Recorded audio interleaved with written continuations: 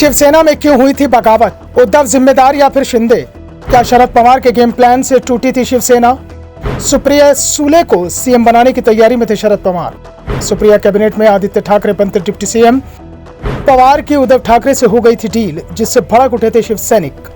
ये बात आज तक राज बनी हुई है कि एकनाथ शिंदे ने उद्धव ठाकरे से बगावत क्यों की। जिस सरकार में वो 2.5 साल तक शामिल रहे, अचानक ही उन्हें वो सरकार हिंदू विरोधी क्यों लगने लगी? शिवसेना के एनसीपी से गठबंधन अचानक खराब फैसला क्यों लगने लगा? और शिंदे के साथ 1-2 नहीं बल्कि शिवसेना के अधिकांश विधायक आ गए। 55 में से 40 विधायक शिंदे के साथ चले गए तो ठाकरे के साथ 15 विधायक रह गए।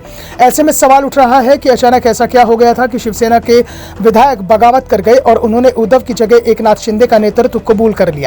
इसे लेकर अब महाराष्ट्र बीजेपी अध्यक्ष चंद्रशेखर बावनकुले ने एक बड़ा दावा किया है। शिंदे गुट के विधायकों से मिली जानकारी के आधार पर उन्होंने दावा किया है कि राज्य में सुप्रिया सूले को मुख्यमंत्री और आदित्य ठाकरे को डिप्टी सीएम बनाने का फॉर्मूला तैयार कर लिया गया था। बीजेपी नेता ने दावा किया था कि शरद पवार के साथ उद्धव ठाकरे की डील हुई थी।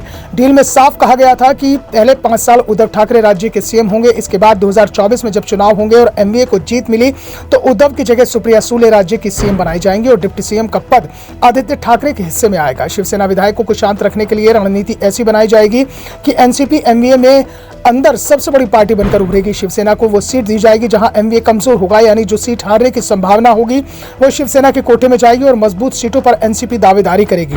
साफ था कि 2024 में शिवसेना के कम विधायक चुने जाएंगे। इसका प्लान तैयार कर लिया गया था। पवार और ठाकरे के बीच डील सील हो चुकी थी, लेकिन जैसे ये खबर शिवसेना के विधायकों को पता लगी तो वो नाराज हो गए। बावनकुले ने बताया कि शरद पवार ने एनसीपी के लिए 100 सीट जीतने का टारगेट रखा था। इसके लिए वो जमीन से हालात की जांच कर रहे थे। वो सीटें ढूंढी जा रही थी जहां एमवीए जीत सकता है।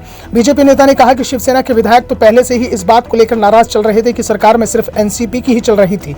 सरकार बनने के बाद उद्धव मंत्रालय तक नहीं जा रहे थे और उनके पास पेन भी नहीं था, जबकि तत्कालीन डिप्टी सीएम अजीत पवार मंत्रालय में सारा कामकाज देख रहे थे। एनसीपी की रणनीति की खबर लगने के बाद शिवसेना के विधायकों को डर लगने लगा था कि उनकी राजनीति समाप्त करने की कोशिश चल रही है और इसी डर से उन्होंने उद्धव को छोड़ दिया।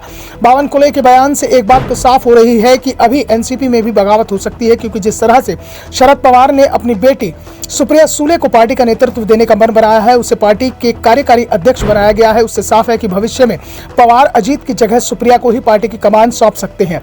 और जो दावे अभी हो रहे हैं कि अजीत पवार को सीएम पद का उम्मीदवार बनाया जाएगा, वो भी कुछ दिनों की बात है। चुनाव आते आते अजीत पवार सीएम पद से उम्मीदवार भी नहीं रहेंगे। बावनकुले ने कहा कि चुनाव एनडीए जीतेगा और अगर एमवीए जीता तो अजीत पवार नहीं, सुप्रिया सूले को एमवीए सीएम बनाएगा। दरअसल आज से ठीक 1 साल पहले 20 जून को एकनाथ शिंदे के नेतृत्व में शिवसेना से बगावत हो गई थी। पार्टी के 40 विधायक उद्धव से अलग हो गए।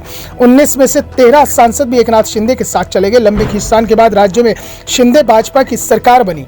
इसके बाद चुनाव आयोग ने भी शिंदे गुट को असली शिवसेना मानते हुए उसे पार्टी का चुनाव चिन्ह और नाम सौंप दिया।